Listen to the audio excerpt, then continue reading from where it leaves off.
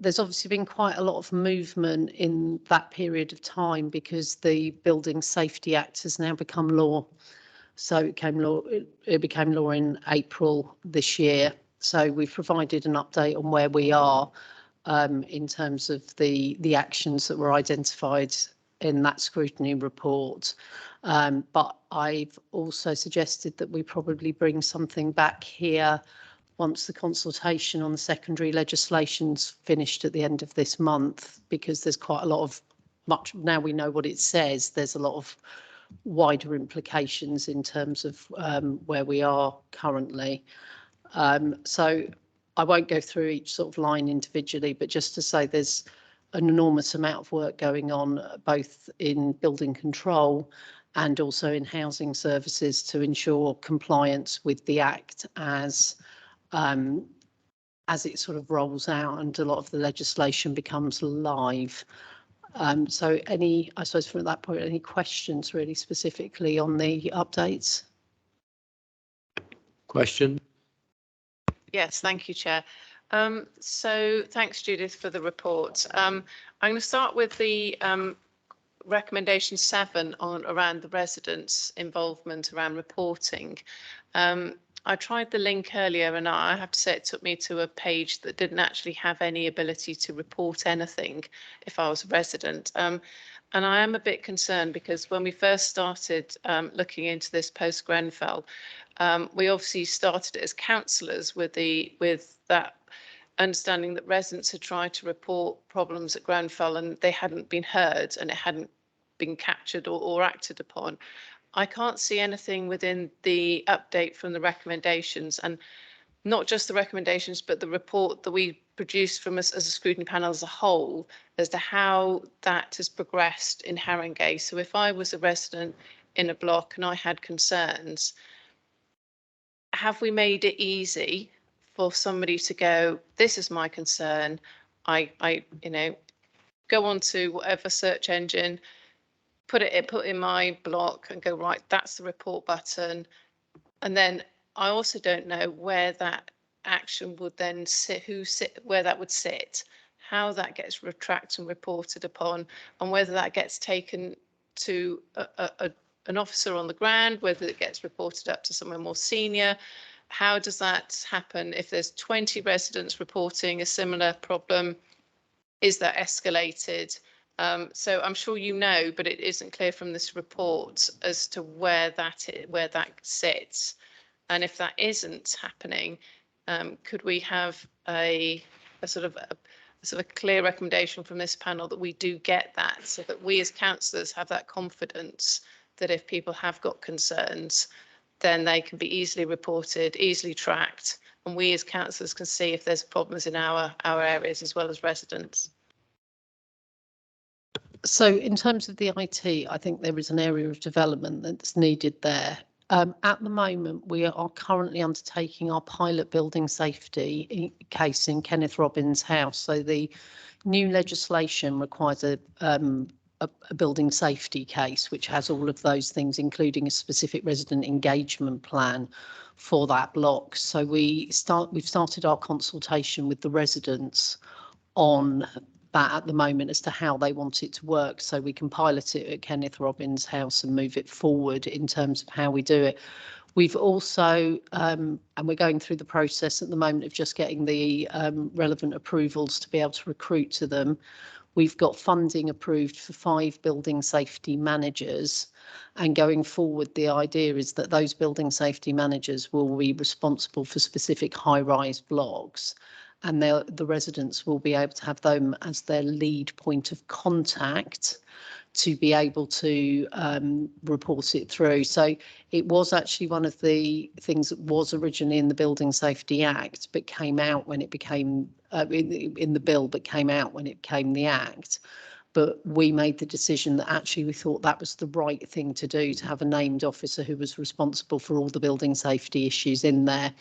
It has taken a bit longer than we would have liked to do that, and obviously with Homes for Haringey coming back in-house, some of the IT transitioning, and also some of the recruitment's taken a little bit longer than we would have liked. But those posts are currently going through the process to go out to recruitment at the moment. And as I say, we're doing the pilot building safety case, and we did a big piece of work with I can't remember what they're called, the resident engagement group, where we consulted on that with them about how they wanted us to do things. So it is a bit of a work in progress in terms of those things, but we are developing all of those pipelines in terms of how residents can report things. Obviously, at the moment, they would go through the normal channels that people report concerns through, in terms of there's obviously the website for reporting repairs and raising things with the housing management team and the estate services team. And we are doing regular walkarounds and inspections on the blocks to pick anything up. And we do have a list of fire risk assessment actions, and we're tracking those through. Thank you. That's really helpful to know. So two things from that. One is, on the website, is it clear that you can report a fire risk issue? Because I didn't see that, but then that just might be me. So I'm happy to have some thing back on that. And the second point is around the pilot when the Kenneth Robbins house. What timescales are you looking for that to take place and be determined? I understand that you need the buildings safety managers to come into post, but I think really for confidence for us as councillors around the fact that if tomorrow something happens, somebody wants to report something, there's an interim period, obviously, that needs to be looked at, but also how quickly is this pilot going to be sort of through your consultation, your residents, where are you on that? Are we talking a year away? Are we talking months? Thanks. So all high-rise blocks will need a building safety case by September next year. So by September 23, all buildings that fall under the qualifying categories will need a building safety case. So the pilot is due to be finished by the end of November, but we decided to pick one block to work through where we thought all of our issues were, to identify all the potential gaps. So we're expecting the pilot building safety case to be back by the end of November. And once we've got that, we'll know any data that we're missing or isn't provided in the correct form to go into the building safety case. We've already had funding approved to do the wall surveys, which we don't have at the moment, which is a requirement under the building safety cases. And from that, we will have the residents' recommendation of what they would want to see in terms of the consultation with those, but each and every block has to have its own resident engagement strategy. So we've put in place the overarching resident engagement strategy, which under the requirements links into so we've got the fire safety resident engagement strategy, which sits under the overarching resident engagement strategy. I will pick up with IT the issues around how do we make sure that it's very clear how people report fire safety issues.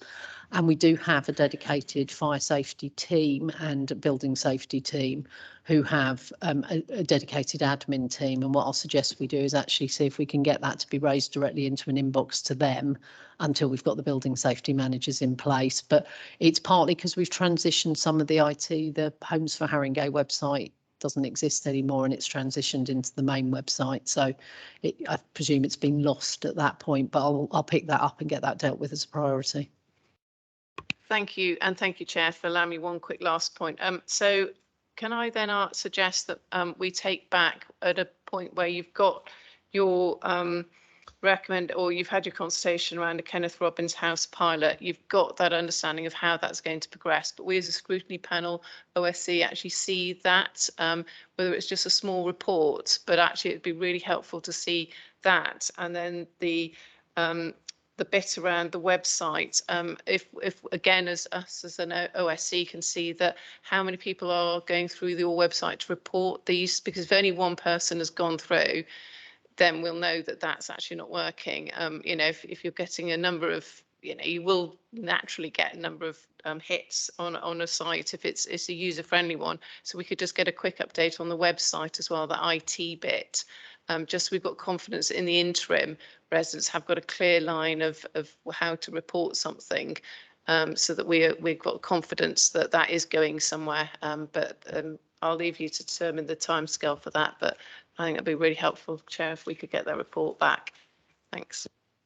Okay, so we got those action points down. Yes. Matt, did you want to come in on this? Yes, I did want to come in on this report. So I was going to ask about recommendation 10, which is that an update on the outcome of the programme of more intrusive fire risk assessments be submitted to the Housing and Regeneration Scrutiny Panel. Seems a bit odd, that, because the review was carried out by the full committee. So I'm wondering why, seeing that we're now being told that the assessments have all been completed, that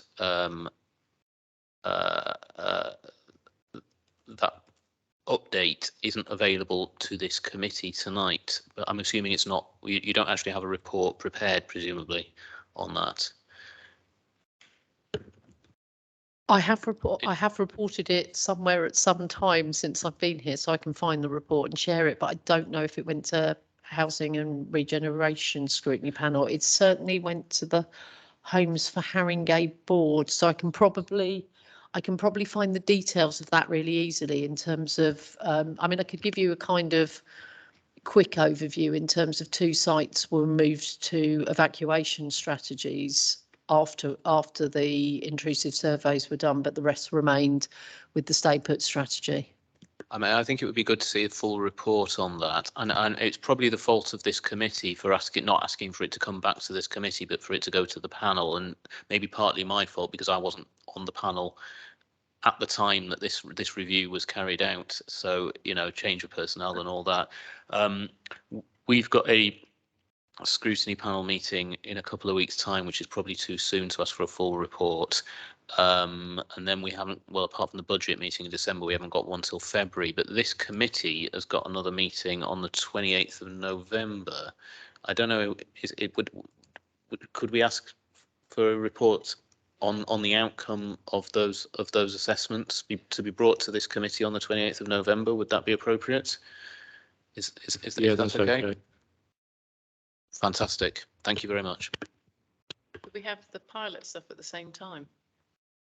I don't know if we'll have I don't know if we'll have gone through the full. If we have, because we'll have obviously in terms of the reporting cycle, and we're expecting it at the end of November, I can give you an update on where we are on the pilot building safety case and what we've been doing and any sort of interim findings. But as I say, I know the type 3 and type 4 was previously reported, so it's probably just a matter of revamping that. Yvonne, did you want to come in on this issue? Yes, please, John. We have 5 blocks of flats which go round in a square, and for the last, what shall I say, 5 years, we've been fighting with everyone over the fact that one of our blocks of flats, once you get into the flats from the walkway, if there's a fire at one end of the walkway, there is no way for those residents to get out unless they jump over the balconies and jump to their death. Now, we were told, you know, a couple of years ago that they were going to put in this fire escape at the end of the balcony, which will lead on to Culvert Road. Now, I want to know, if I can, find out why this hasn't been addressed in detail and the residents told, because it is really worrying. Some of the older residents that live along there, you know, are really frightened in case they can't get out if there is a fire at the front part. And most of that along there, you see, is completely blocked off apart from a walkway to their doors. So I wondered if we could find out exactly what's happening with that.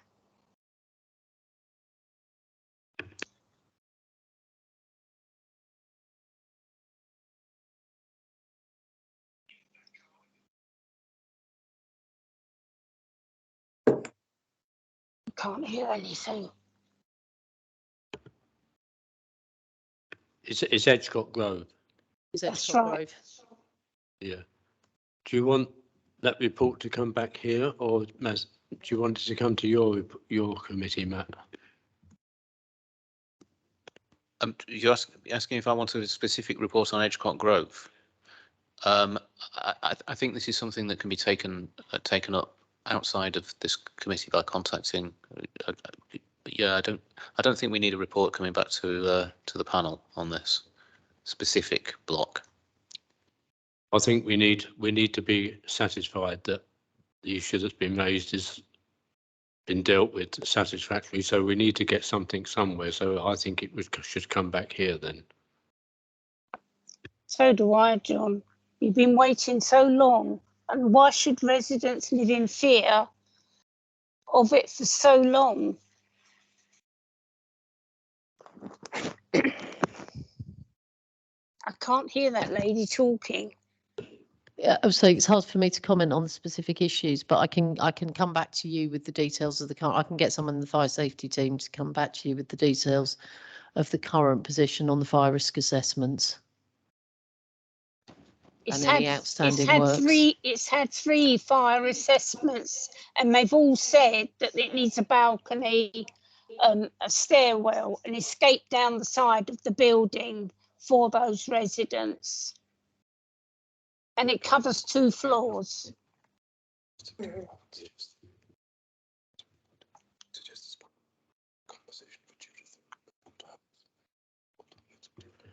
Yeah, okay. I think it should come back here because I think it's a quite serious issue. So thank you. Thank you, John. Right. So any more questions on the fire safety report? No?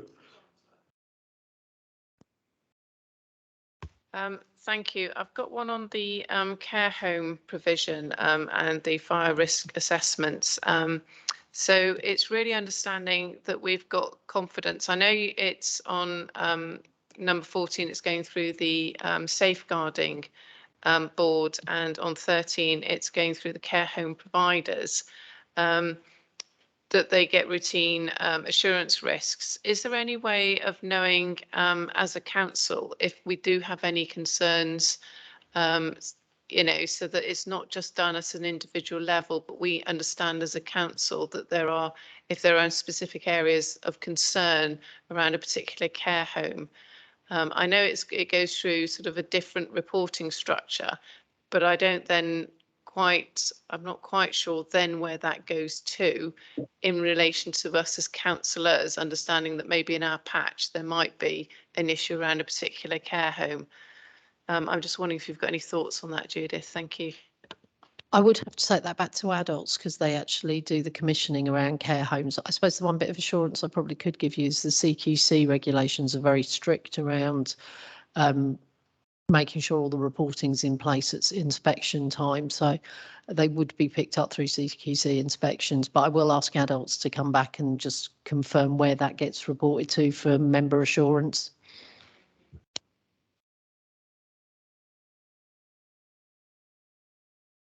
So now we move on to questions to the cabinet member. Councillor Carlin, let's just check the time and see how much time we got because we're starting at 7:20. So we started quite early, so we've got quite a bit of time for questions. Now, Councillor White has said because he chairs the Housing Scrutiny Panel, he doesn't feel it's necessary for him to question you. He's rather give more time to others. So if we start off, and all the other people want to ask questions, so if we start off with Councillor Thank you. Hi, Councillor Carlin. I've got a few questions. So, Chair, do you want me just to ask 2 first and then allow others, and then I can ask another 2 at the end? if you asked all your questions, then Councillor Carlin come back and then we'll go round, yeah? Okay, lovely. So we heard in the, so we had a report, it was flagged up on BBC site yesterday around tenants in sort of private properties that are where they complain of dangerous or potentially deadly faults if they're living in private rented homes. And the BBC report was saying that as a whole, not our council, but as a whole, councils are letting them down because the councils aren't following up and not only investigating, but then sort of following up and ensuring that the private landlords are sorting out these faults so that tenants feel secure within in their own homes that they're renting. So I'm just asking if there's anything that we as a council in Haringey are doing to prosecute road landlords if they are not adhering to decent standards for tenants. And if we're not, because the report did say that councils were trying to do this, they gave quite a long list of mitigations, but that then seemed to take ages and nobody seemed to have any timescales for any of these to actually happen. Is that something that we're able to do and put timescales on it as a council? And that was my first question. And then the second one that I had was, so fire safety. I noticed that you, because we were asking as a panel previously around fire risk assessments for all councillors to be given access to the fire risk assessments, and that you've created a spreadsheet for those to come on. I did notice that some of the smaller blocks don't have any fire risk assessments attached to them. And I'm just wondering why that is. I can understand that, you know, there might not be significant issues, but surely all our Homes for Haringey blocks have fire risk assessments. And when I clicked on them, they just said they weren't available, they weren't there. So I'm just a little bit confused as to what's going on with that. Thanks. In terms of our private rented tenants in Haringey, over 40% of our residents live in private sector accommodation. We're no longer looking at people who just flat sharing, young people, etc. We're looking at quite vulnerable tenants, elderly tenants, you know, the entire demographic of the borough. In some wards, we have over 50% of the properties are actually rented out as private sector. And what we found is that specifically on the east of the borough, we have a lot of those properties have at least one category A hazard. So what officers have told me is that it can sometimes be very difficult because tenants themselves don't want to report to us. It's quite difficult to get tenants to come forward. Because there's no security of tenure, if they report and then we contact the landlord, they're at risk of eviction, and especially in terms of properties being cheaper, they don't necessarily always want to report. This is one of the reasons that we have managed to, we applied for and were granted selective landlord licensing across the borough. And that's going to make a considerable difference because we will be going into inspect properties to ensure that they're safe, to ensure that they're habitable, without the tenants having to report that to us. And that will mean that if the landlord doesn't have the property and fix the property up, they'll get notice, etc., will prosecute, and they may not have a license. In terms of what we do at the moment, where we do go out to inspect because it's raised with us or it's noticed by somebody that the property doesn't look great, where we find that there are hazards, we can issue a notice to the landlord to repair. And tenants are also referred on to, there are a couple, I don't have the names on me at the moment, but to a couple of organizations who assist them to actually bring a claim against the landlord. And there are various, you know, claims they can bring. They can bring a claim for overpaid rent. They can bring a claim, there are various claims, if the landlord will just adjust a disrepair claim for that matter. So we do assist our tenants to actually to report. Landlord licensing will make a big difference because not only will selective landlord licensing mean that every property that is rented out east of the railway line, so the entire Tottenham and the Wood Green, the 3 Wood Green wards, every private property will have to have a license, and we will be inspecting. It will also pay for us to have additional staff which are being recruited at the moment to actually go and inspect far more properties than we're expecting at the moment. Yes, if we issue a notice for landlords to repair, then they are expected to repair within a certain timescale. And if they don't repair, we can take them to court. So, or the tenant can actually, the tenant can also take legal proceedings against the landlord. But my understanding is, I'm quite surprised about that, because my understanding is when a landlord is issued a notice, they do have to repair. It's an environmental health notice generally.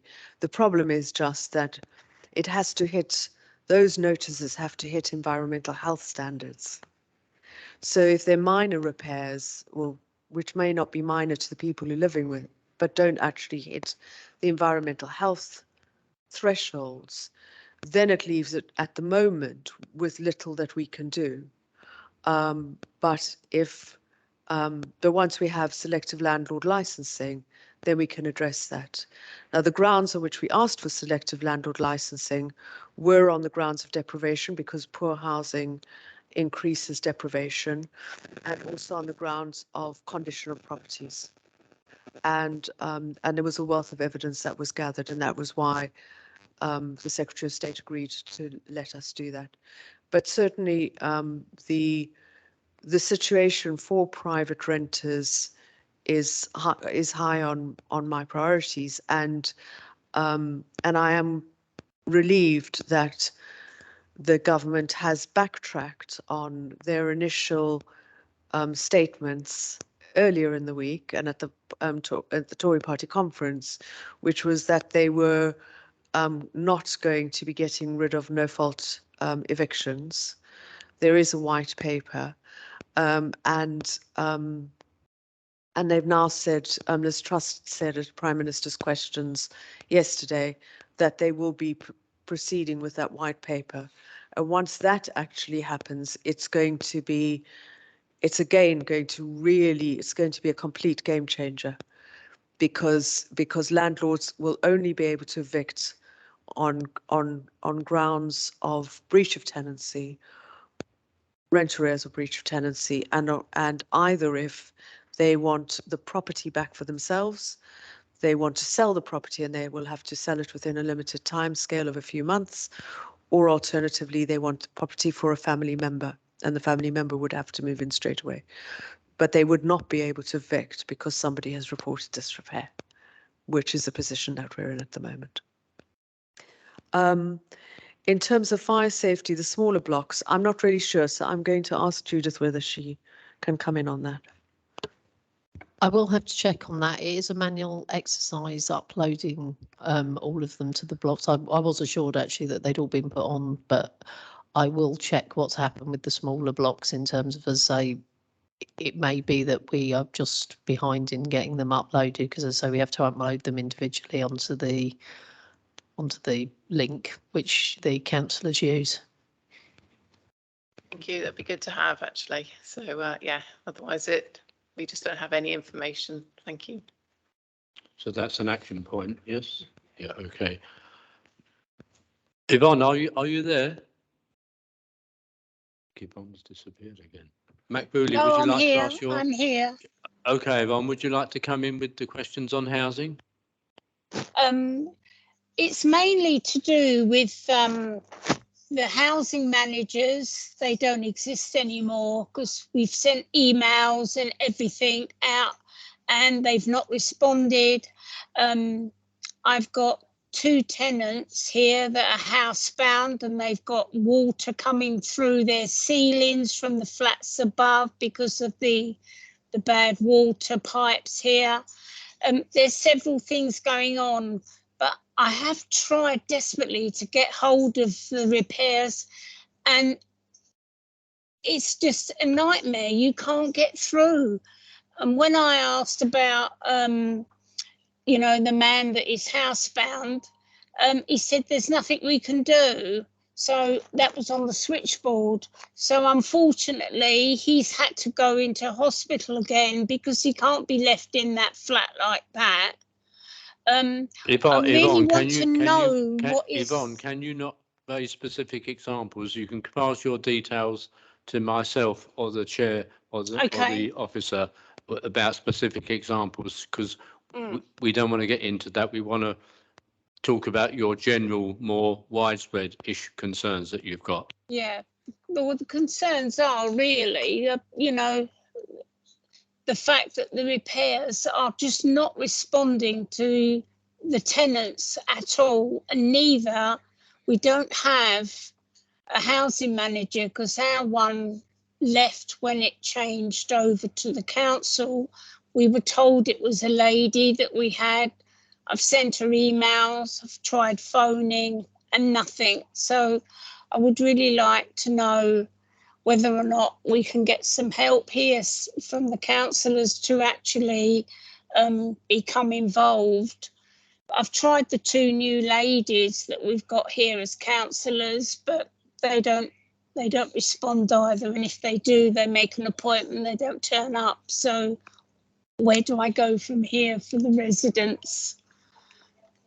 Yes, I think your points, Yvonne, are that residents don't know the names of their housing manager, and it's impossible to get in contact with the repair service. I think the general points that you're making. So Judith and Dana, if you'd like to respond. Thanks for raising that. I'm surprised there isn't a housing manager for the block, certainly since June, and I would imagine that there is one. But certainly I would raise it through your councillors. If the residents aren't getting a response, that's really not good enough.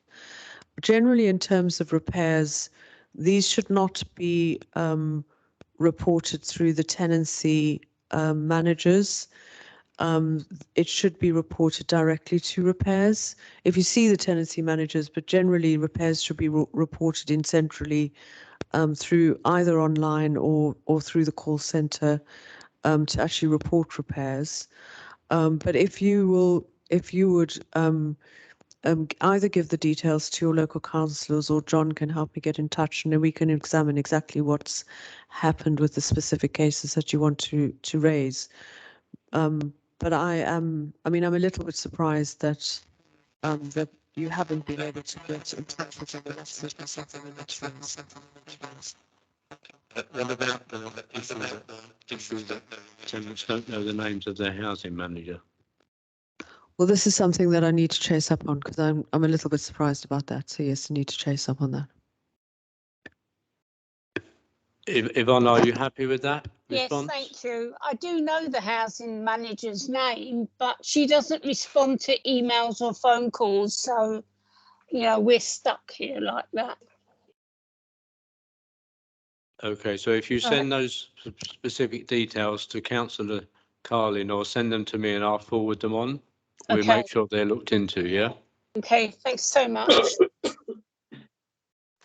Mac Booley, I think you've got some questions. Yeah, thank you, Chair.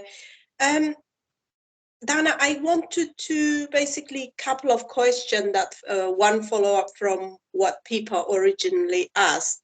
In regards to, I know eviction from private properties is becoming a big issue, throughout London or in the country, to be fair. And I'm guessing that it's probably impacting on residents of Haringey. I just wanted, you did mention some of the supports that, you know, the private tenants can actually access support from council. I just wanted to, in terms of like when people are kind of evicted, if they've got nowhere to go, and what kind of support are we putting in place to help them, or through maybe selective landlord licensing, are we able to negotiate for the residents and so on? So it's basically concerned for the private tenant at the moment.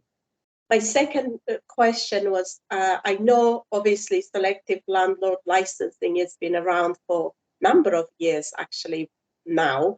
Are you saying that, just a clarity basically, are you saying that so we've got more funding to actually employ someone who could actually follow up cases and, you know, like deal with dodgy landlord and stuff like that. Just a clarity on that.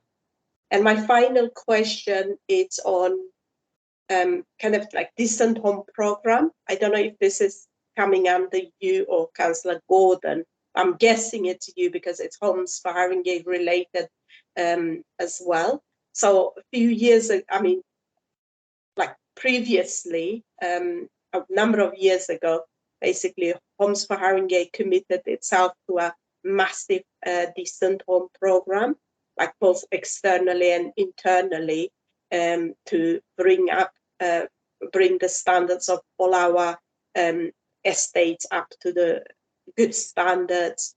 I know a number of, like some work was done in my previous ward, Tottenham Green. I just wanted to know where we are at with that and what progress we have made. I'll leave it for now. Thank you. Thank you, Councillor Guinness. Firstly, in terms of evictions, it's really important for residents to know that when a landlord tells them to move out, they don't have to move out at that point in time. It's important that no tenant can be evicted without an order from the court and by bailiff's warrant in terms of being actually evicted. And that any eviction that takes place if the landlord changes the locks or evicts them, that's an unlawful eviction, and that is both a criminal and a civil wrong. What we do when people are going to be evicted is that if they contact the housing needs team or if they contact the council in any way, if it's a family with children specifically, what we would do is to try to negotiate with the landlord to try to get them to be able to stay. If they're rent arrears, we can sometimes pay them off using discretionary payments, and it's a duty on the council to prevent evictions. That's in the latest Housing Act. So we've got very, very highly regarded services to prevent evictions. And the other thing that we sometimes do, if we have the properties or have done in the past, we're having difficulties this year because of a lack of properties, is to actually, if a family does get evicted, is to move them seamlessly from one house, from one property to the next if they have to move, if there's no way of actually keeping them in the property. We find another property which is available at local housing allowance rents for them to move seamlessly into in Haringey. It is in terms of if people are unlawfully evicted, then the team that deals with that are our private renters, our private lettings team, and they come under Linsella, and they're under our enforcement team. And they would actually refer the residents to a couple of organisations who will assist them to actually bring a claim against the landlord for unlawful eviction, which can run to a considerable amount of money and would include damages for any losses that are incurred by the tenant. So that's how we deal with them. If we have single adults who are evicted, and we are seeing a rise in the number of single adults who are being evicted, the situations that we have at the moment in Haringey is difficult because we are very, very short of temporary accommodation. We're very short of private accommodation that's affordable for people to move into. We don't offer temporary accommodation generally to single adults unless they are so-called in priority needs. So they the test is more vulnerable than the average street homeless person, but in other words, they need to have significant mental, physical health problems. And then it is very difficult. And our offer to single adults at the moment is limited. And it is a priority of mine for us to not only deal with people who are street homeless, which we do very, very well, but actually do far more for people who are at risk of becoming street homeless, and to have a much stronger offer for that. And our teams within adult services who deal with homelessness are actually working on proposals for that. In terms of the landlord licensing, if I can clarify, we've had landlord licensing, we've had licensing for HMOs, which are standard, all HMOs, but those are HMOs with at least 3 stories and at least however many households. It's quite restrictive. So what we have in Haringey is an extended HMO licensing scheme. And that means that as soon as there are more than 3 people sharing a property, that in itself is an HMO. So it doesn't have to be 3 stories. It can be much smaller. That in itself is then an HMO. That applies across the whole borough. That's what we've had previously, and that's what we have in place. What we've now brought in is selective landlord licensing on the east of the borough. And that is coming in at the moment. It started going live in that landlords have been able to apply for early bird, reduced, costing them slightly less, reduced amount licenses. And we're probably going to be going live with that next month in November. And from November, there'll be a very big comms program, etc. All landlords will have to be licensed. And that's different. That we've only just brought in now. And that will, the money that is raised through the licenses, through the application and enforcement fees have to be spent on landlord licensing, but that is allowing us to recruit additional members of staff to inspect properties, to prosecute, etc., so to increase the size of that team. So that's what is happening with that. In terms of our Decent Homes programs, I'll hand over to Judith, but we do have a program. We're changing the way that we're going to be contracting for decent homes. We're going to be, it's not just decent homes, I'd rather call it stock renewal. And the reason that I'm saying that is because in Haringey we're doing it in a holistic manner. So the traditional concept of decent homes was we would go in and do doors, windows, kitchens and bathrooms. But it wasn't necessarily for us to do from curbside to property, and we didn't necessarily look at it the whole property and the whole block if it's in a block in a holistic way. So we're going out with big contracts that will be for 10 years, and that's what that gives us an economy of scale. It means that we don't have the costs of going out with multiple smaller contracts, and it's what most big housing providers are now doing. But I'll hand over to Judith to give a bit more information about that. So, as Councillor Carlin said, we do have a Decent Homes programme currently, which is picking up the Decent Homes plus the wider Haringey standard. We delivered £35 million worth of works to our properties in relation to Decent Homes last year, and we're on track to deliver £45 million this year. And we've got a target under the asset management strategy to bring 100% of the council's housing stock up to decent homes by 2025.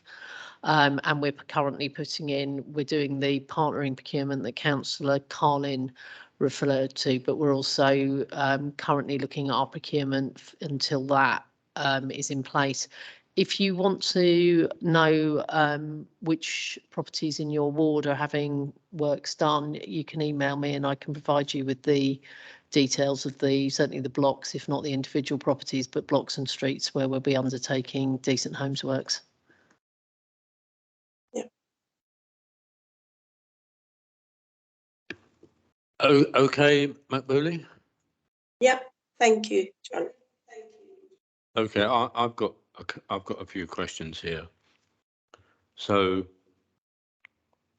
Can you update me, Judy? Because I know there were plans to reorganise and revamp the repair service and make some changes. Can you tell me if that has got delayed or where we are with that?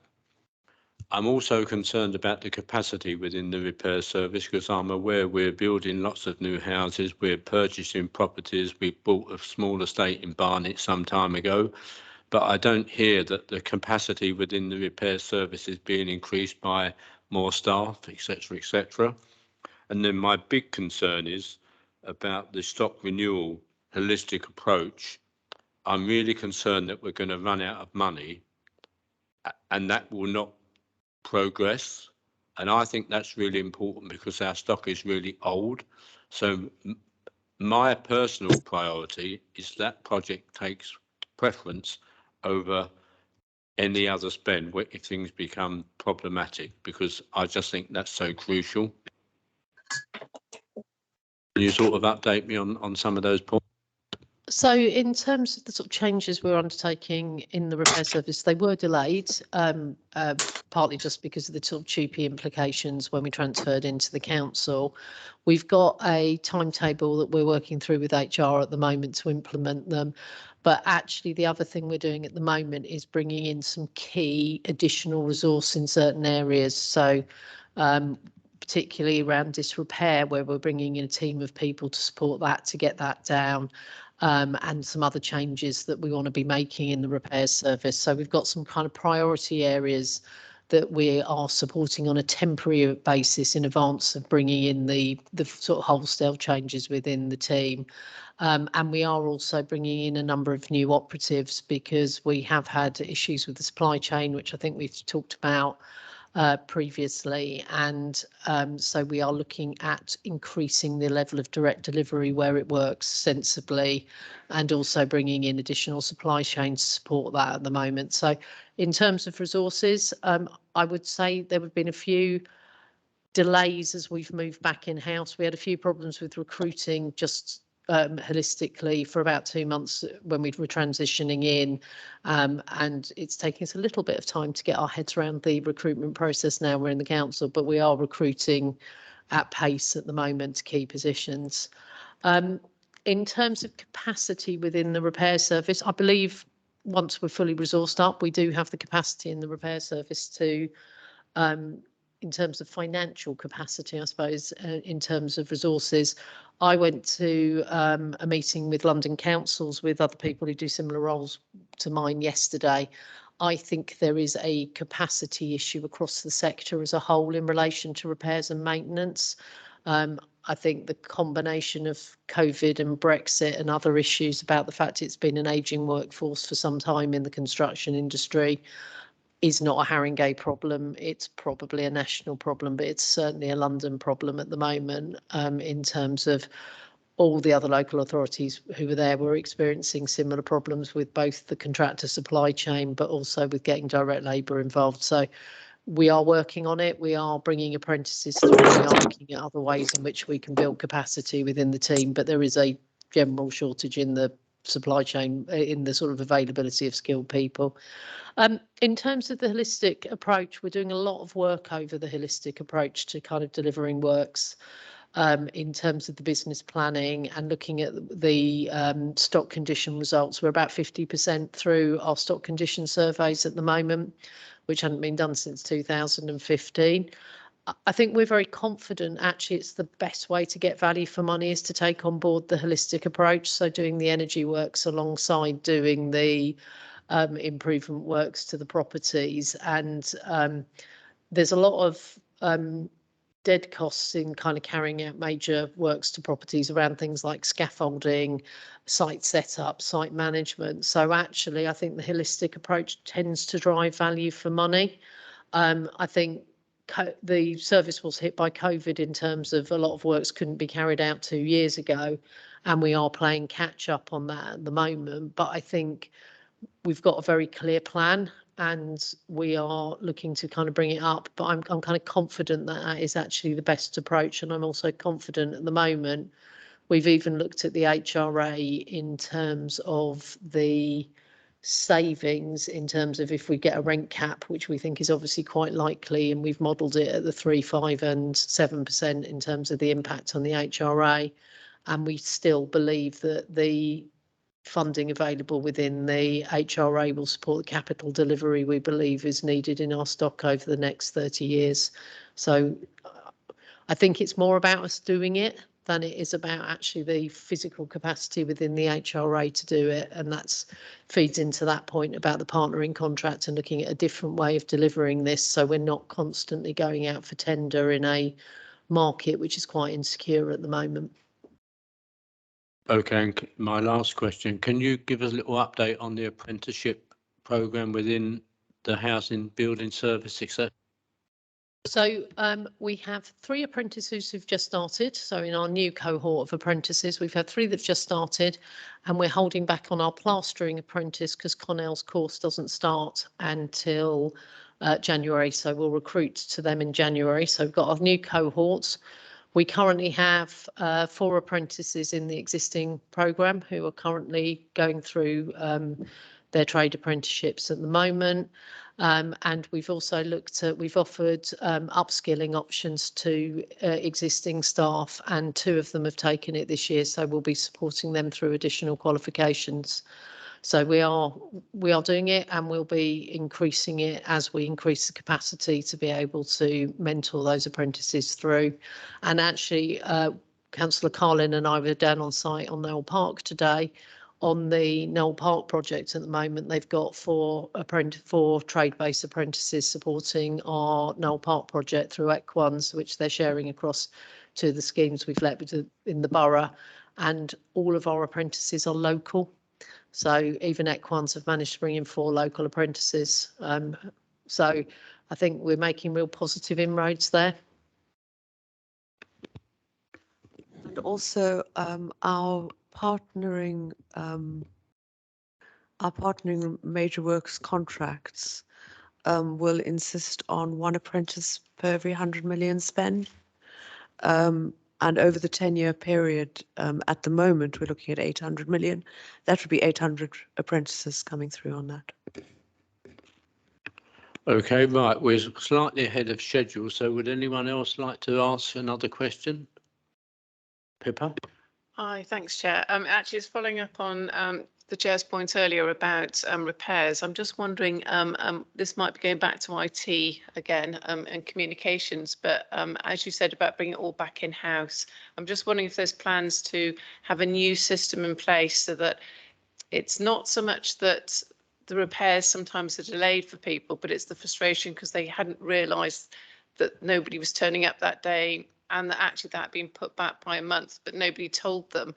Once they knew that, they were like, "Oh, okay, it's not great, but okay, I'm, I understand now." But it was just that frustration, and they end up coming to us, and I'm thinking, "Oh, hang on," and they're just saying, "Well, we just can't get that information out of repairs," but they can tell us, but it doesn't seem to be. So I'm just wondering if there's going to be a new strategy alongside this new way of working around, decent homes. I think you had a stock renewal. Councillor Carlin's. Thank you. So we've got a repairs improvement project underway at the moment because we do recognise it needs improving. We've got all our schedulers back into the office, so they're the people who would communicate with residents if there are any changes sort of during the working day and where things are kind of changing around. And part of the reason for bringing them all back in is to actually make sure that we're actually putting a bit of a drive on communication. I think I completely recognise that one of the areas we really let ourselves down on at the moment is actually, I think I agree with you, people accept when things go wrong. What people don't accept is the fact that they're not communicated with about it. So I actually met with all of the team leaders last week and said, what do you think our customers think about our service? And one of the things they said was they felt they were poorly communicated with. And I pointed out that might be on them and they might want to do something about it. So we are really actively working on a repairs improvement plan. We've got resources in to support that. We've also had Service Connect is our repairs system that we use in terms of the way we manage our repairs in-house, in terms of the sort of operatives and balancing that.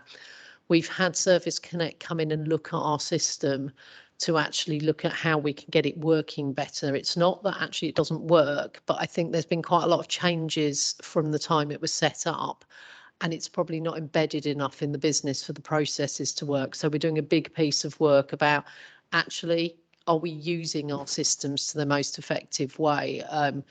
I can see Councillor Chalmani's in the room, and we actually had an example where we've actually had quite a distressing issue with some residents, and actually it was because someone closed down a job rather than leaving it open and asking for further investigation, even though they'd referred it back. And some of that's about how we actually use the system so that things like that remain open, so someone doesn't go, well, I've turned up and done my bit, it's done.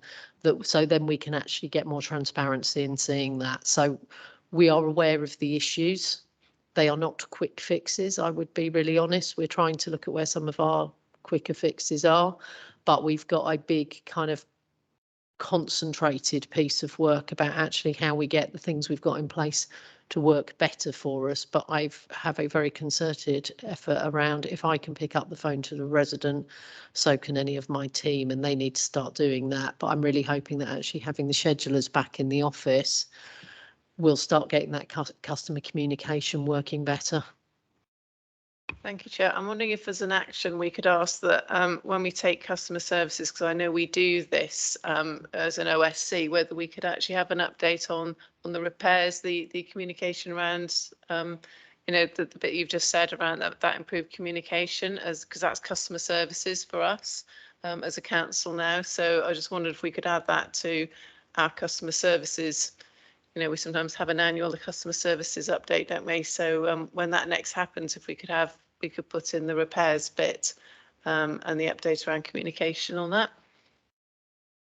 Yeah, that's not a problem. I think we can do that. Yeah. Can I come in? As Judith mentioned, in terms of housing services, we have an improvement plan that's being worked on at the moment. It covers both housing management and housing services, so it will include such things as tenancy officers and how they're working. And one of the big concerns that we have across the whole of housing services is communication. So you're seeing it in terms of repairs not getting back, but it also is in terms of tenancy officers, tenancy management officers, communicating. It's generally how we're communicating with our residents. It will take into a certain extent that the contact centre needs to be looked at, how that's working and how the communications are coming through there.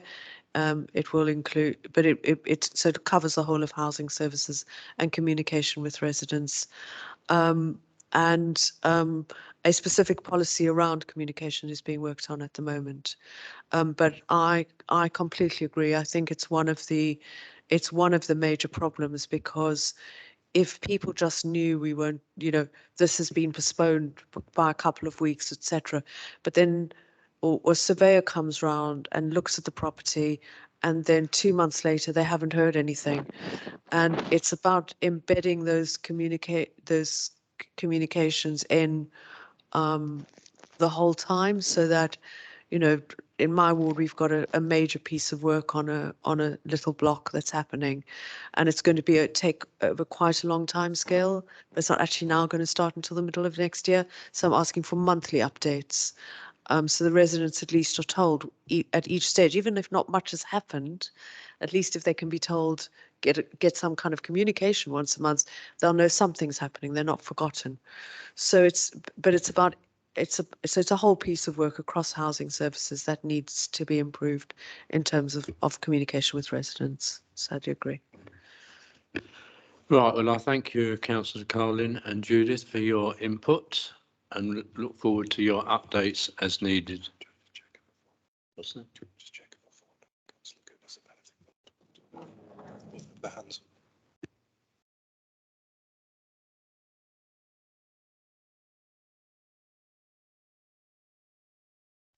Right, Yvonne and McBooley, I understand you've had your hand up.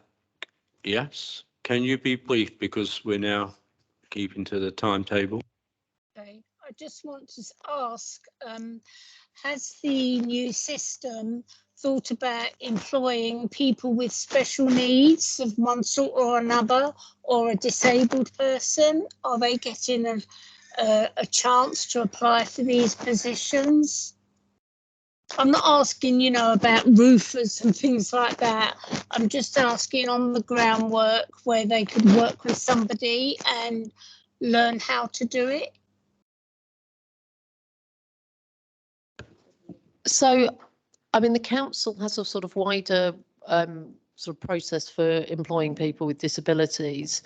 I think it's something we need to work closely on, but I think also we need to do it in the right way. I think historically we have had a couple of people with disabilities within the repair service we didn't manage and support in the right way. So I think there is something about making sure we work with the wider way in which the council does it, to make sure that when we're looking to recruit people with disabilities, we're making sure we're giving them the right support when they come into the office. But it's something we are more than happy to work with and develop as we develop our employment strategy and our apprentices strategy going forward. Thanks very much. Okay, McBooley. Yeah, thank you, John. Just a really quick comments and yeah, just basically both Councillor Carling and Judith mentioned about a number of times about this holistic approach to you know, like improving the housing stock. So I just wanted to know what exactly the holistic approach entail, like what else are we doing? I know we're going beyond like kitchen and bathrooms and windows and doors, but what else is been done? And also in terms of like community, yeah, my second point is on communication. I think it is really important that the residents have been communicated properly what exactly it's going to been done, what improvements they will receive and when they will receive, because you know, then they can plan their time accordingly. But I was mainly just what else are we doing to those buildings and to improve them other than the usual stuff. Judith. So one of the things we're including in that is the energy works that are required, the insulation works and energy improvements that are required to bring those properties up to EPC-B, which is the borough's target in line with its zero carbon targets, to improve the insulation on blocks, but also potentially some of the heating sources going forward. We haven't done any retrofitting of air source at the moment, but we are looking to pilot that this year. Just in terms of any sort of wider works, I think it's what we're really looking at, and Kenneth Robbins' house in Northumberland Park is one of the first blocks we're looking at doing for this, is actually that when we walk away with actually doing some of the curb appeal stuff as well. Because if you go around some of our properties that have previously had works, it'll be things like just the railings are left unpainted, or we do all the windows in the block, but we don't do the windows in the communal stair area and things like that, which frustrate me greatly. So the idea that actually the residents are only disturbed once for all the works that are needed to their properties at that point in the cycle, but actually we see the buildings as a whole and we walk away and people go, oh, we can see what Haringey have invested in those properties, not, oh, well, they've got new windows, but we can't see that there's made a real difference to that. So I think that's one of the things we're really kind of keen on, that overall impact isn't lost by not doing the final bits of work. Yeah. Right, well, thank you very much. So once again, thank you, Councillor Carlin and Judith, and we look forward to receiving your updates as needed. Yeah, before we move to the next item, can I just ask a procedural question? Are we still required by rules around COVID to have the windows open? Well, so I think we'll deal with that. So thank you, Councillor Carlin. Thank you, Judith.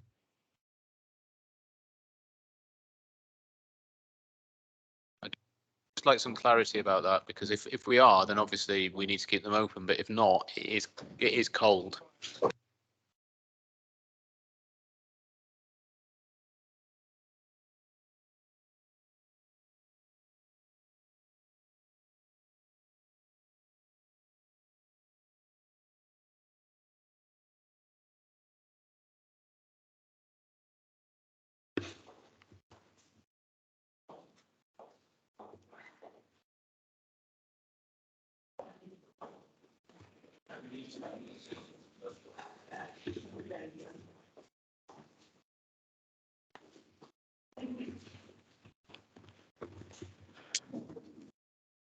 Right, so now we move on to items 10 and 11. Toyin, are you online there? If you'd like to Thank you, introduce Chair. both of these items. Yes, I can do. I'm Toyin Bamde, like I said earlier, interim assistant director of finance, and I'm the deputy section 151 officer. Before I go into the item, I just want to say that unfortunately I can't be there in person today due to childcare arrangement. However, my colleague Francis is actually in the room to support and to take any questions. Can't see her. I'm hoping she's there now to come into the room.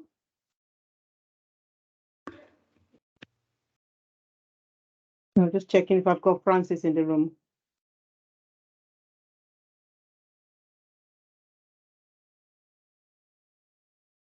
Okay, yes, we do. Thank you. Thanks, Francis. So any questions on the first one, item 10, the provisional outturn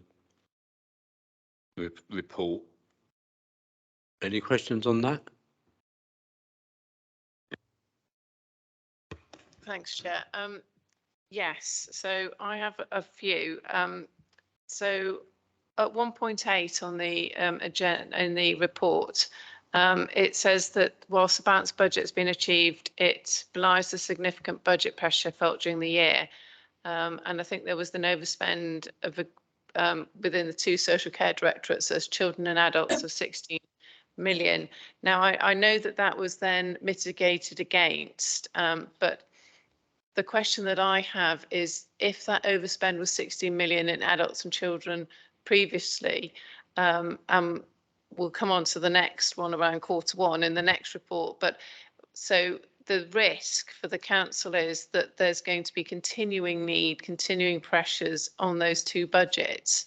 So what's the financial position from the council on this? Is it that they're going to because they couldn't reduce the overspend so much, had to be mitigated from other areas, didn't it? From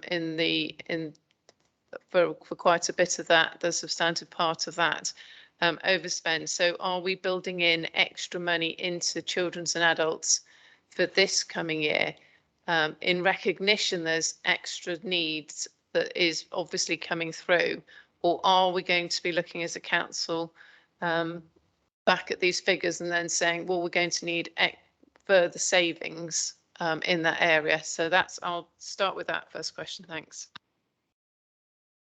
Thank you. If I come in there, I think the major pressure last year for people services was as a result of COVID, which then increased the volume of clients that we had to come into care, and also the complexity of care. So that was actually being put into consideration. And that right now we have started MTFS, which is the medium-term financial planning, a budget setting process, where we're looking at ways of making sure we capture the true cost and what's the ongoing cost. As we know, the pressure, the fallout from COVID continues, and we wouldn't actually say will disappear. And we're doing everything we can. There's been several challenges with officers and directors trying to see that we've got enough budget to actually meet these needs in the future. Sorry, Chair, I missed that very last sentence. Sorry, the sound quality is not brilliant. So the last sentence about how, sorry, what's that last sentence about how we're going to mitigate it? Okay, so we're working with directors and services. We're going through line by line to make sure we understand the true cost and then seeing how we could mitigate it. Some of this would be using actually our existing resources and making sure that we maximize the opportunities that are available and making sure there is enough money next year to actually cover this. Okay, thank you. Okay, so I've got another one on the dedicated school grant at 1.10. So that was previously so the high, which includes the high needs block, and that had a £6.7 million overspend. I mean, it ended at £3.7 million overspend. I'm just wondering, you know, I know there's a different plan in place, and it went through a cabinet or one of the, the cabinet recently about, a government fund to try and look at the spend around the dedicated school grant. But the bit that actually concerned me wasn't that we were spending 6.7 million over, but the fact that we dropped it to 3.7. So I'm just wondering if there was the need for, for the with high needs block, within the high needs block for that spend. Why did that number drop? Is it because we suddenly made savings that nobody had realised that could be made in that area? Or my concern is that did we reduce the services within that high needs block in order to bring down that cost, that figure? Thanks. Well, unfortunately, I can't give too much detail on that. However, from what I can see, I'm only a couple of months here, and from speaking with the services, we did not reduce services.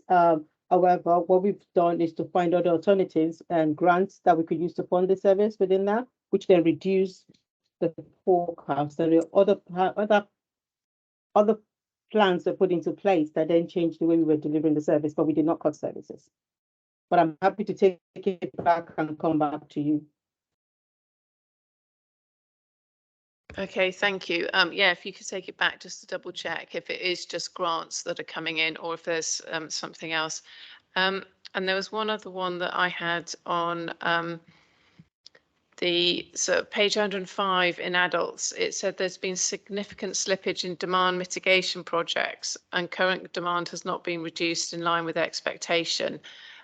So will this slippage on demand mitigation projects now mean that savings will have to be made to cover this in this next financial year?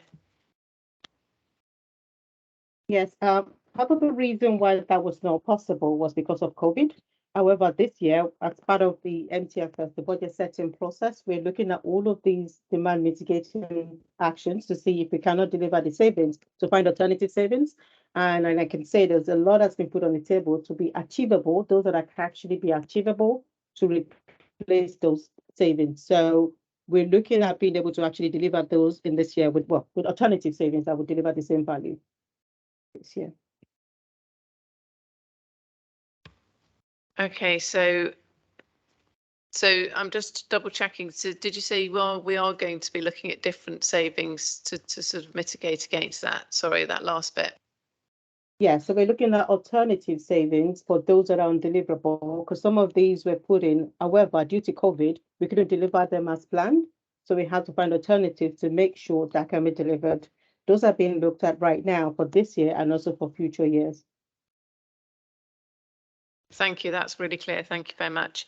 And then I just wanted to understand on page 129, just really a point really. It said on page 129, there's environment parking of £3.6 million of realignment of parking in highways. So I didn't quite understand why there was that extra £3.6 million realignment. That seemed a substantive amount. It was one of the highest figures in the environment section. So I just wondered what that was about, or if you don't know, if we could just get some further information on what was going on with that figure. Thank you. Okay, can I take that away and come back to you, please? I don't have the detail on that, but I'm happy to come back on that. That's fine. Oh, I'm sorry, I'm going to stop now and let my other colleagues come in because I have a list, but I shall stop. Thank you. Okay, so is that 2 updates to come back there? Yeah, okay.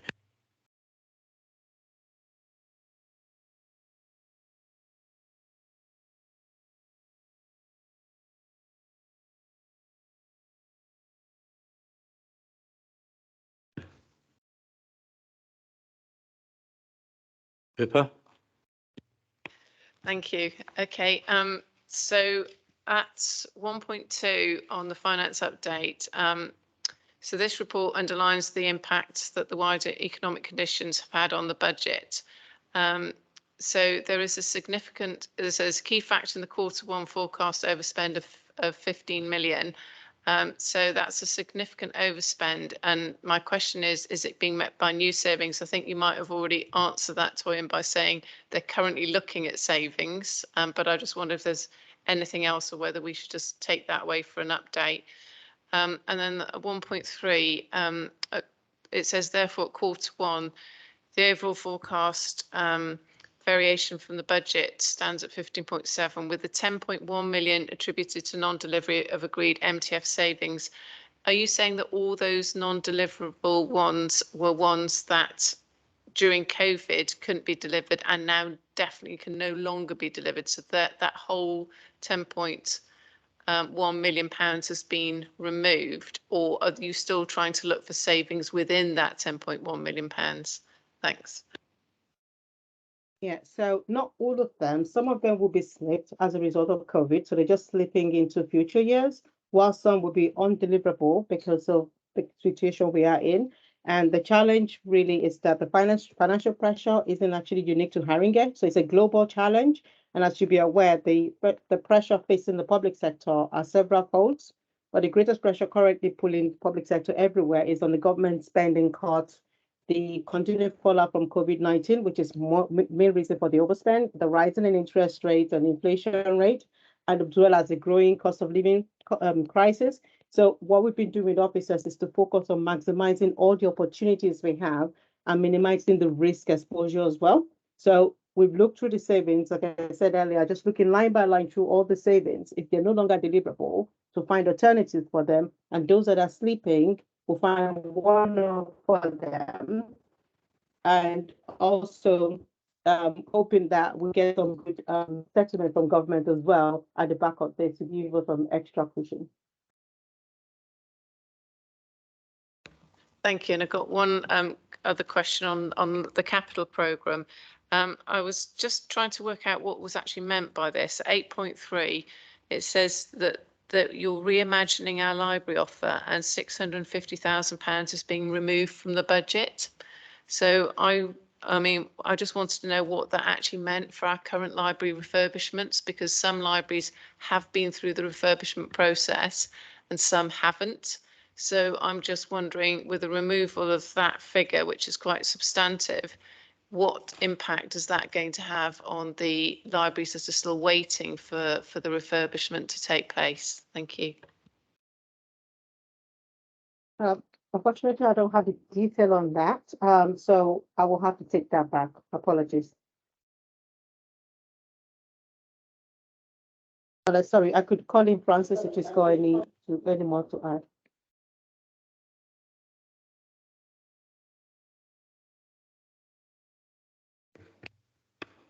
Okay, any other questions on those two reports? Sorry, I've got a couple more questions. The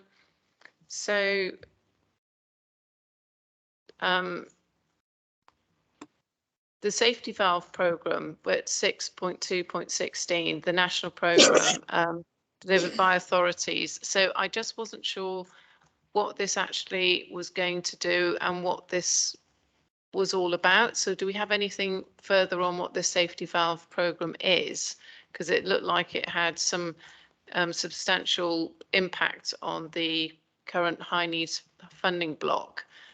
Is that the one that we were talking about earlier, that the government is going to be involved in giving the money?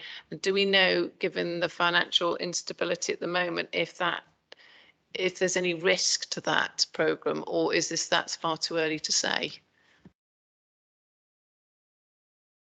I think that's actually just gone through. We've got very good feedback on that, and the government, we've actually presented our case to the government, and we're waiting for that. The risk on that is actually quite low, and I think we've come out very well. We're not the only local authority facing this. I could come back with a briefing note on that if that really helps, because I can give you more detail on that if that helps. Yeah, that would be helpful. Thanks, Toyin. And then one last question on page 145 on the housing demand temporary accommodation. There was an overspend of £1.2 million. Although it did note, and we had this conversation earlier, that the households living in temporary accommodation is falling. The overall cost of temporary accommodation is not, which leads to a challenging market. So I'm just wondering, are we going to be putting further money into this pot? And I'm not quite sure why our temporary accommodation is falling. So this probably isn't for you, but it would be helpful to have some information coming back on it. Is it because we're not, there isn't just the number of temporary accommodation out there that we can actually access?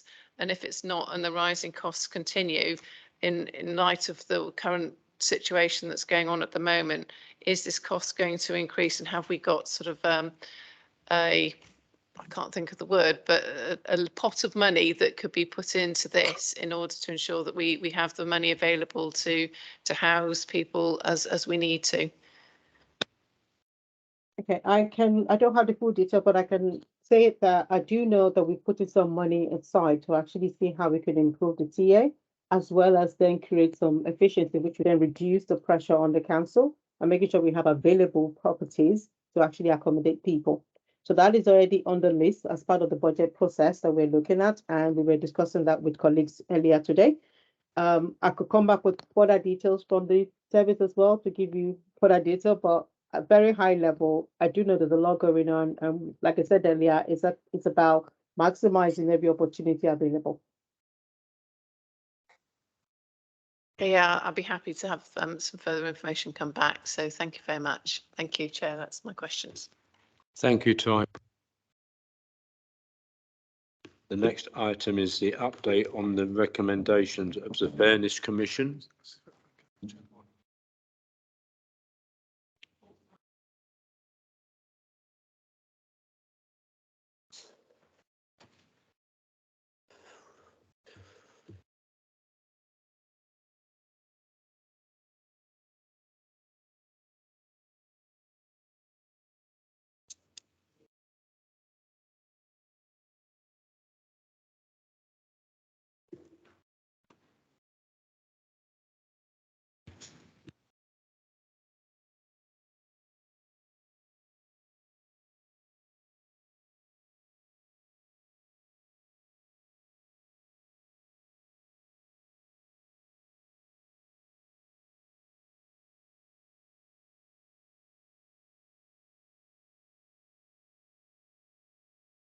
So I don't think, so the Office of the Supporting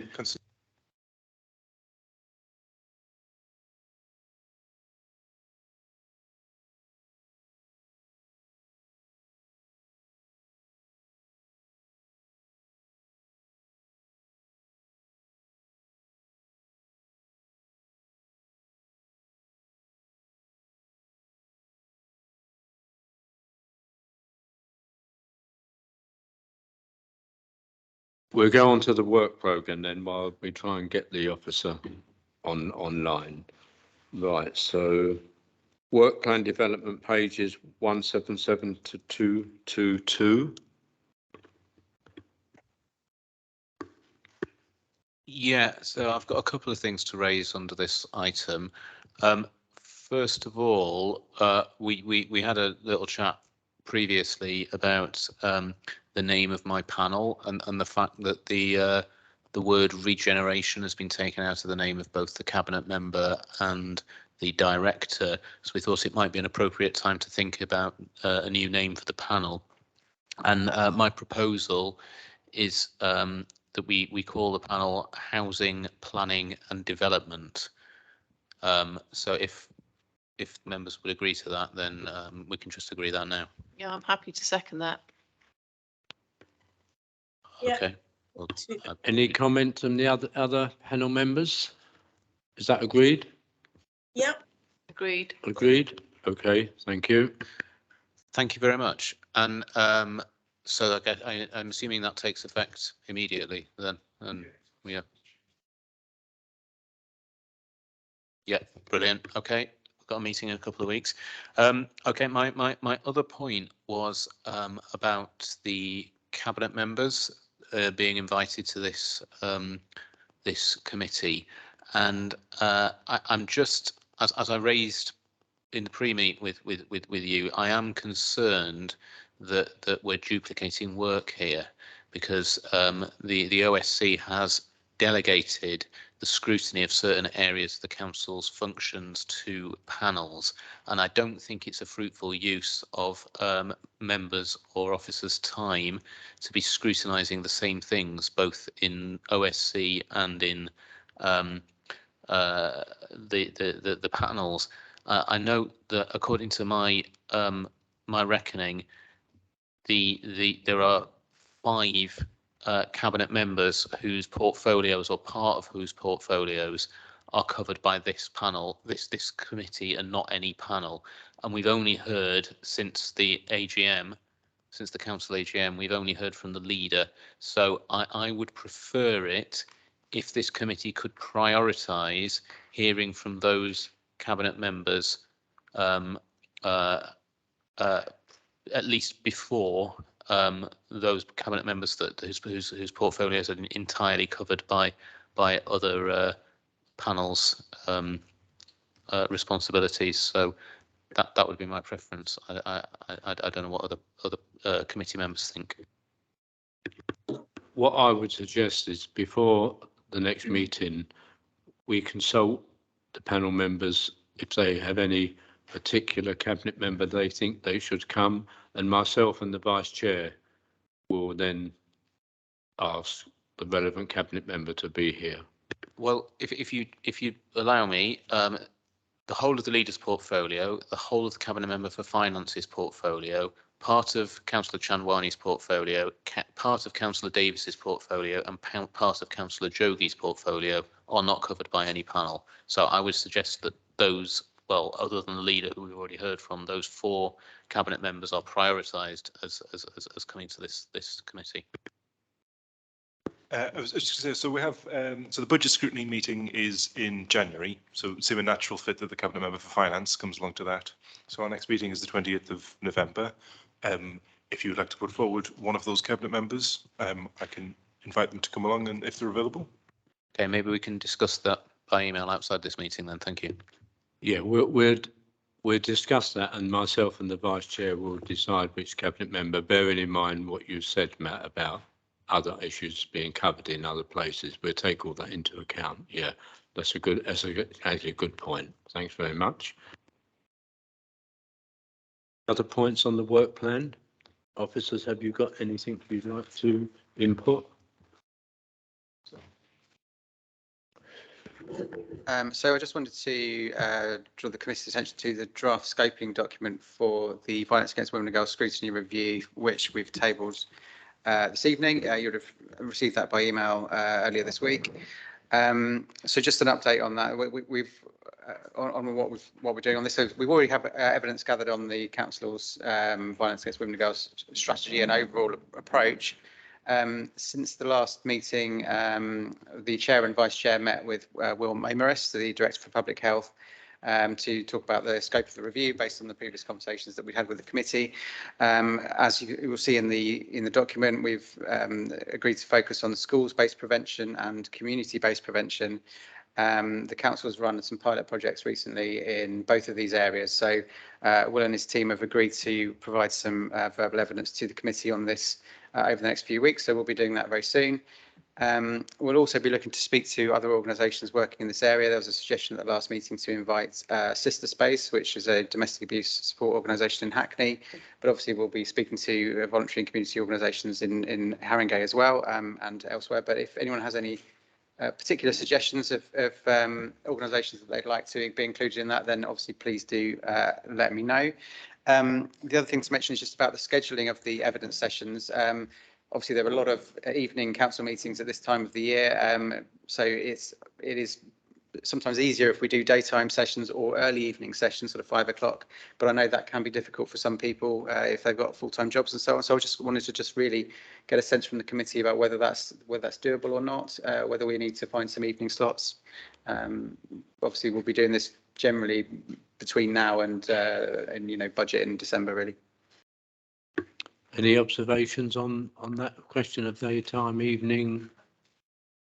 Sorry, Chair, I was just going to sort of suggest actually once looking at or hearing about the very thoughtful and helpful updates from the young people that were at the Scrutiny Cafe. I'm wondering at a point when we have got some idea of what we're looking at for schools, whether it would be helpful to ask a cohort of the same group of young people that came to Scrutiny Cafe, because they were very articulate about not feeling safe within the school and what they felt would be really good help, link to services, because although we'll look at it from our perspective, I think if it's going to be, eventually we're making recommendations to school, it'd be really helpful to have their fresh eyes on it, and they might say to us, well, actually no, that's never going to work, or they might go, actually no, that's great, or they might give us other suggestions as well. So I'm just wondering if we could look at doing a session with them if they're agreeable to that. That was just a suggestion. As to times, I don't mind. Yeah, that's easier for me. So Yeah, I don't mind times personally myself either. Ivana McBooley, have you got any specific preference, retimings of meetings, daytime, evenings, or can you perhaps do some of each? Or I was, I mean, there are certain days that I can do daytime. I mean, Friday is one of those days that I could actually attend daytime kind of meetings. In regards to the broader kind of scrutiny review on violence against women and girls, I also wanted to suggest, Philip, that it will be really good to have a broad kind of perspective on the issues that women from minority ethnic background, Black and ethnic minority background are experiencing. So if we could actually target organizations that are kind of like experts or have provided support in this area. I mean, number of this organization comes to my mind. I know Southall Black Sisters it's a very kind of interesting organization that's done lots of work in the area. And also, just like broadening our kind of experience and understanding of the issue by listening to a wide variety of like different perspectives, and also in regards to young people and what kind of services it might be useful. I know back in the days that I used to work in the sector, they used to have like young people working with young people's kind of IDVA and support service. It was a support service directed towards young women in particular. So maybe we could hear from one of those as well. Projects that are directly working with young people. I think obviously our aim and intention is to find out more about this area, and it's to kind of have a better understanding and see if our services are reflective of the issues that the community is experiencing, whether they're young people, they're old people, they're women from minority ethnic background. And also, John, I was going to make a suggestion that during that review period, it will be really good to open it up to other colleagues, other members within the group who have particular expertise and interest in this area to kind of attend those reviews, because they might be able to ask questions that we haven't thought about, or because they have far more expertise than anyone else. So I think, just make it more inclusive, bring more people in rather than just limiting the members of this panel. I'll leave it there. Okay, Matt Boodle, I'm sure the officers and ourselves will remember and consider all the points that you've made when we carry out this review and try and reflect your comments in our actions and plans, basically. So thank you for that. Any other issues on the work plan at all? No? Just to formally approve the scoping document so that we can go ahead with those. I'm sure that's fine. Okay, so is the statement on the work plan approved? Okay, Yep. Approved. okay. You Seema, so if you'd like to come up on the Fairness Commission. Thank you, Chair. Firstly, can I just send Jean's apologies? She had parents' evening this evening and she was expected to be here at 9, so she'll probably join us shortly.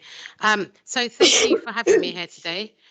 Just to give us some background, I'm the 4th Cabinet member to have the Fairness Commission in the portfolio, and it came to me in May, June this year after the AGM.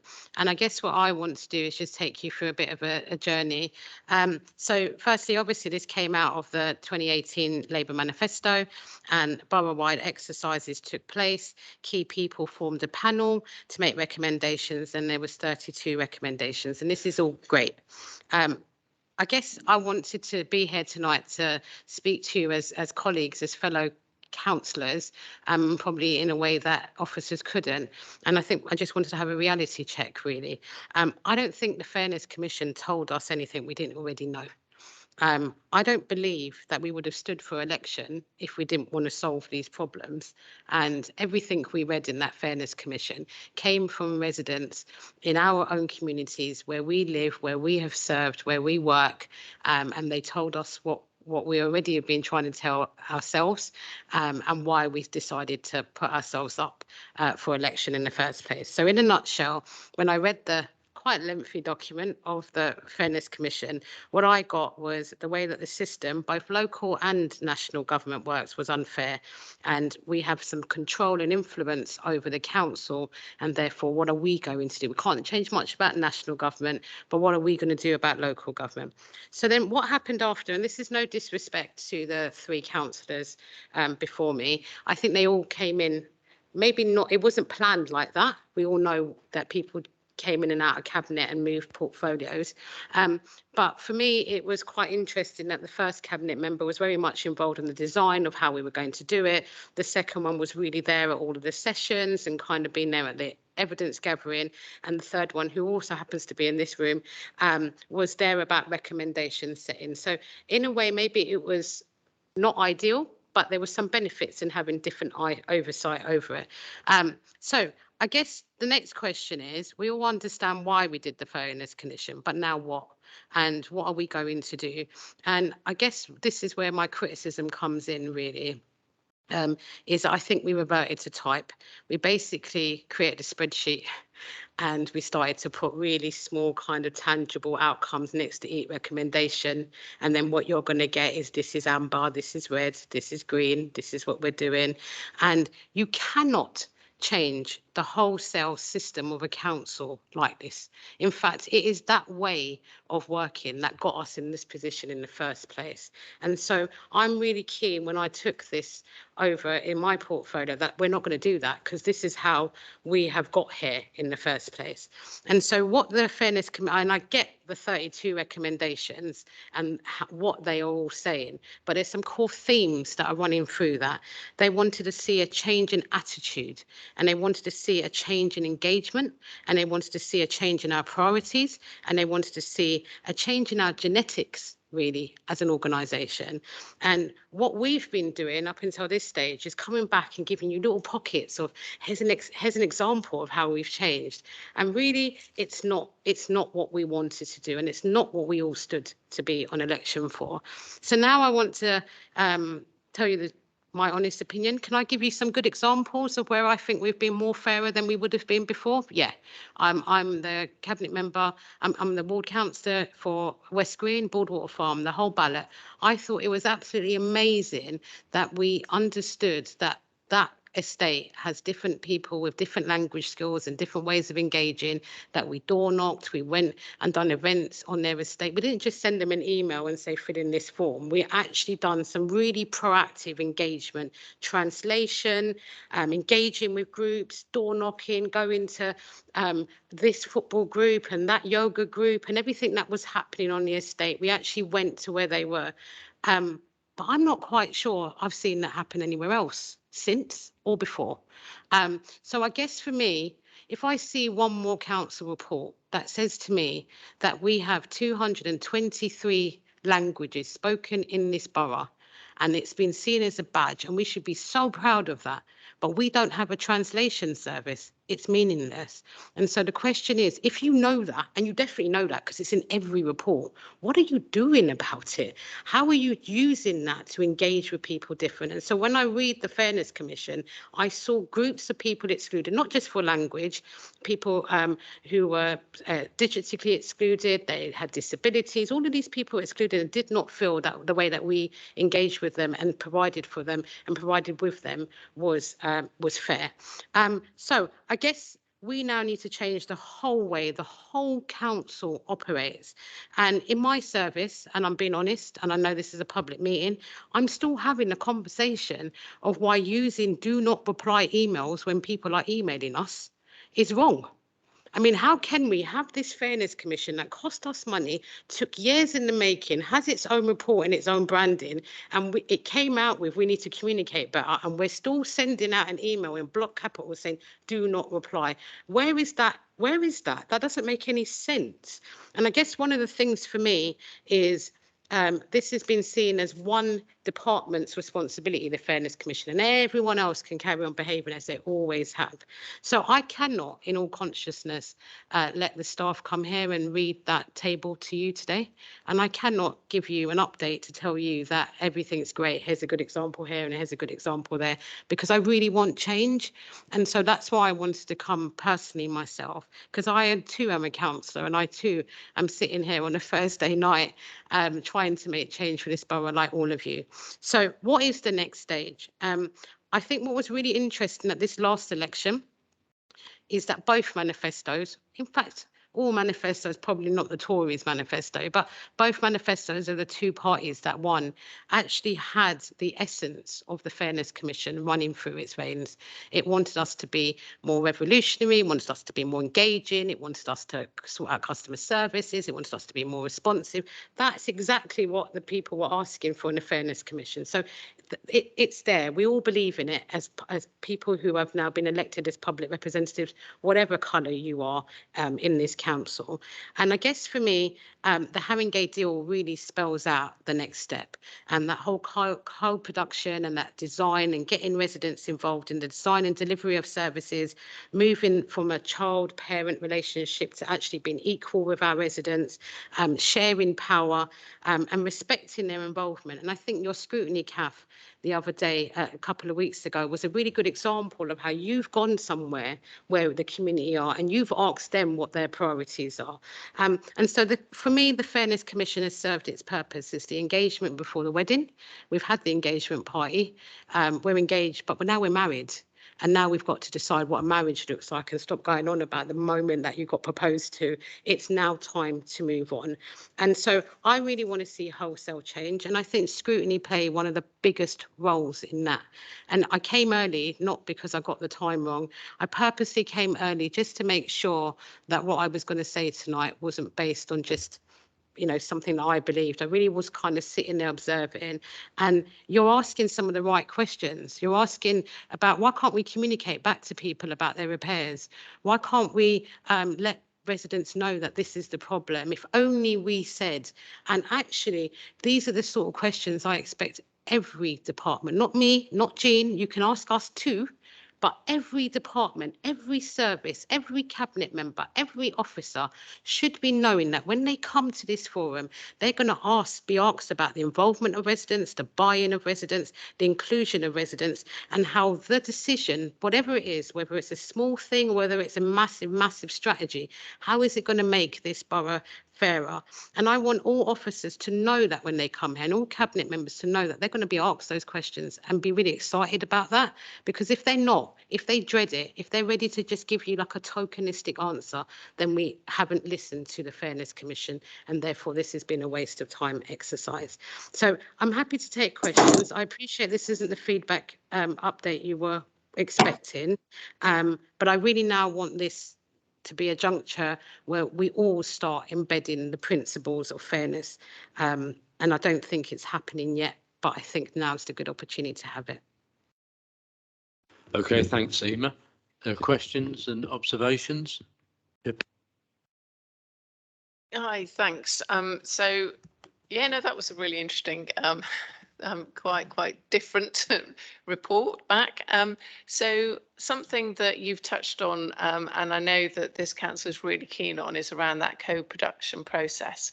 And when I go out to my resident groups, they're going, we're really excited because this is a change, you know, it's a new approach. And as you said, not the parent to child, but that equal ownership. But I think for residents, in order to really, I think, get a hook on what we're actually saying, and you guys are saying in the council, is I think there's an onus on us to spell it out a bit more.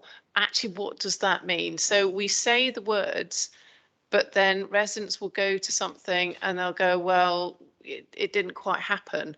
And I'm just wondering what support we're putting in for staff, because it's scary. It's a different way of working, you know, and doing co-production properly is giving sort of a different power, you know, to residents, and, you know, but staff just, I think, really need support in that, and how to sort of do that well, and so that they grow and feel more confident about it.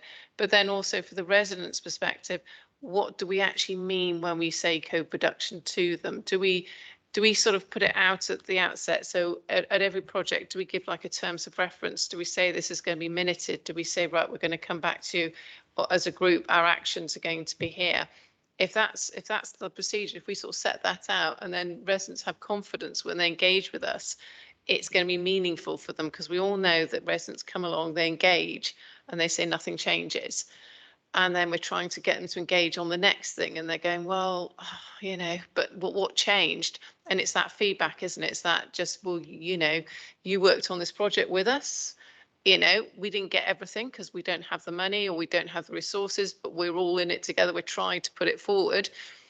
And actually, how can we keep going? How can we keep you involved and engaged so that you're there like years later, still sort of part of that process? And how do we feed that back? So they're then feeding back to their friends. So the next time, their friends and their friends and their friends will go, oh yeah, okay, that was worth it.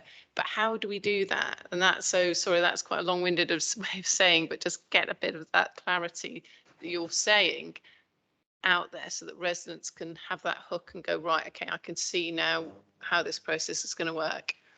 Any other questions to Seema? Any other comments at all?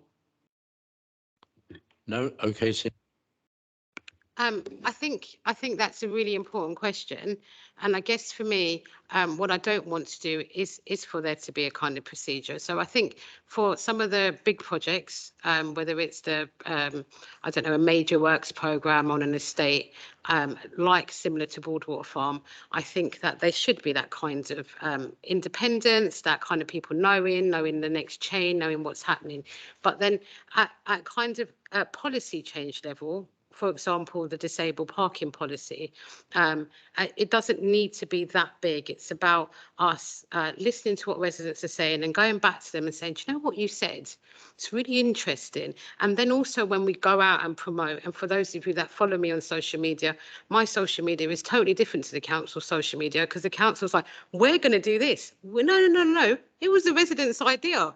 And we've responded in a kind of understanding where they're coming from way. So a good example of that for me, which has kind of caused a little bit of annoyance, is it was residents who said that there is cars being parked on the pavement after 10 o'clock on Wood Green High Road.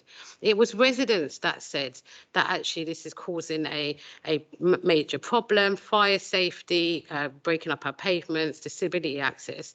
And then how we promoted it was, we are now taking tough action, and forgot that where we got that information from and that intel from. And actually, how would a resident believe that it's because they said something that we have now done our part of the deal and done something? And I guess also what I heard today is it's the most basic stuff as well. That doesn't need a terms of reference. Is it really that hard to just tell a resident that actually your plumbing appointment is not coming this week and it's coming next week? Is it really that hard? Do we really need a plan around that? Do we really need to have that housing repairs improvement plan? Isn't it just such basic stuff? In terms of your question around expectations of us now on staff, we get it. We're the advocates of the residents and we get it. But actually staff are in an institution, and an institution that not just Haringey, but local government institutions have been operating like this for decades all over the country.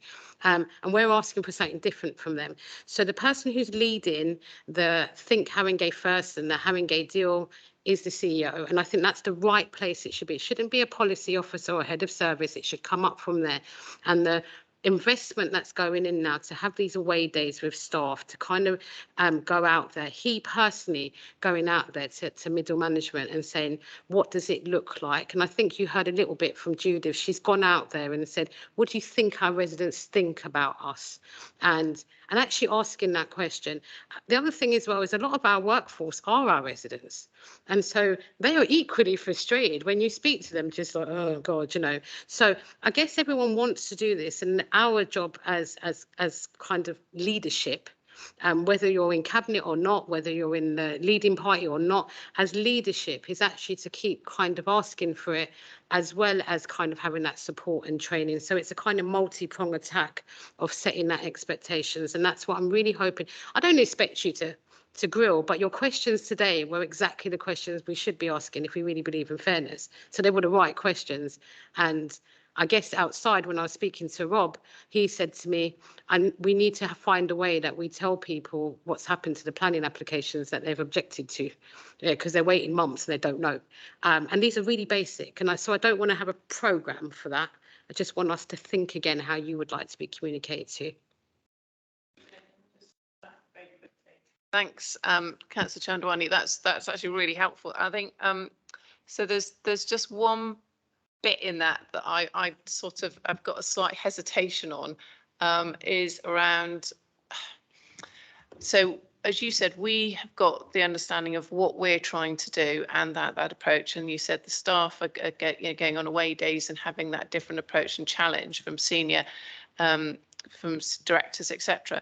But there is still a bit that, and I think we've got a window of opportunity where residents are really open now to hearing a different way of working.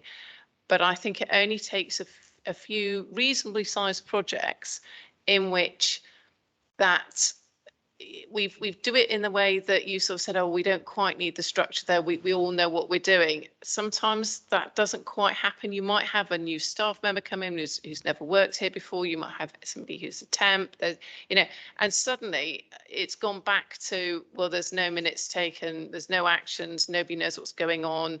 They turn up to a meeting and they still don't, nobody's there to tell them what's happening. And I'm just a little bit, not concerned, but I'm just thinking if we don't take that opportunity to say, well, this is the ethos, and then within that ethos, there are a few key things that we expect to happen within this sort of meeting, in order to ensure that those residents' voices are actually being shown to be co-designed, and we can evidence that. I think we might lose that goodwill that is coming at the moment on that wave of hope and expectation that this is going to really change, because I think that is out there, but it's how we ensure that we capture that and we don't lose it. Yeah, anyway, so that's just, sorry, that's probably more of a comment, but there's hopefully a question in there as well. Well, Seema, thank you for your. Matt, do you want to? Yeah, I suppose it's more of an observation than a question, and it's really thanks for coming here today, and it's really refreshing to hear what you say about the Fairness Commission, and that it's really kind of a change of ethos of how we do things, and that we do things. We don't just keep doing things the way we do them. We try and do things in the way that works for our residents, and we listen to our residents about that. I also think, as you know, I totally agree with what you're saying, that it needs to come from the top and it needs to be the CEO. I suppose something that we struggled with a little bit, we last had an update on the Fairness Commission in March, wasn't it, I think? And what we were doing was we were asking for updates on the recommendations, and of course the response, and this is something that I faced when I was cabinet member as well, is the response you get is, well, I don't really know, because that's being dealt with by another cabinet member or in another department, and I suppose that's where I wonder, whether it really makes sense to have it as a kind of responsibility of an individual cabinet member, that really it just should be the leader. If it's a matter of an ethos, it should be, like you say, the CEO telling all of the staff, that making sure that this ethos is instilled among all the senior officers and that it cascades down, and that the leader is doing the same with all the cabinet members. And I suppose that's my comment, really. Thank you, Chair. So I guess both of you are saying similar things and in a different way. Pippa, in terms of the structure that you're looking for, I think it's the right thing to ask in certain situations. You know, I also am conscious. So we just launched something called Destination 50%. It's our recycling target. It's been set by the GLA. It's in both manifestos that we were going to, it's not the council's target. We don't go around to people's houses and take things out of their fridge and put it in the right bins. We cannot do this without residents, but we also can't do it without delivering a recycling service that fits with the way residents think. And so for me, coming from an Indian background, when I try and speak to my family about recycling, it's kind of a bit, what, do you want us to go to Crouch End and fill a bag like with beans, and like, what's happening here? Or is it about the circular economy? All of this is beyond them. But every Indian child will tell you that if you go in the freezer, there is ice cream tubs full of spinach, because they've been reusing since day dot. That's how they work. But how have we celebrated that actually there's communities in our area that have been recycling and reusing for years? And how do we make that happen, and how do we bring that in? So the good thing about Destination 50 is it's not a group, it is not a committee, it's not a minuted thing. It's actually one woman in an estate that says, if you had battery recycling on my estate, I could just put all my batteries in there, but I always tuck them in a bin even though I'm not meant to. Guess what? We are now having recycling facilities for batteries on every single estate by the end of next month. It came not from a minuted meeting, not from anything. Now she's feeling empowered. She might then go to a minuted meeting and she might get more involved. So I guess it's making sure that we set our clear terms and conditions at all levels, and some of it will be really structured, and some of it's got to be agile and fluid, and some of it's just got to be us listening and going, that is a genius gem idea, and it might actually change quite a lot of things. And Matt, in response to your question, you're right, it shouldn't be in the hands of one cabinet member. And I guess that's why I haven't been shouting about it being in my thing, because again, it goes back to, hold on, this has gone back to an accountability of one single person and one single officer.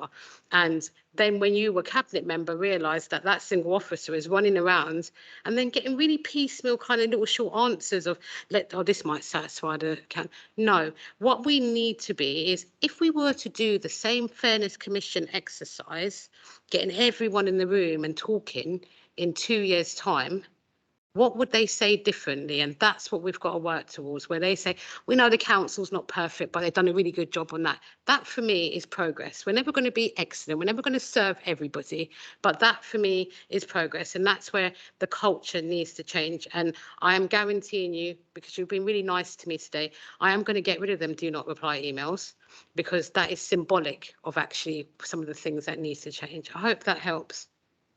Yeah, well, thank you, Seema, for that, because I remember the Fairness Commission was quite a high-profile project when it started off some years ago. And thank you for your positive comments on some of the scrutiny questions. We'll make sure that we try and ask some more questions like that. And just to say, Seema,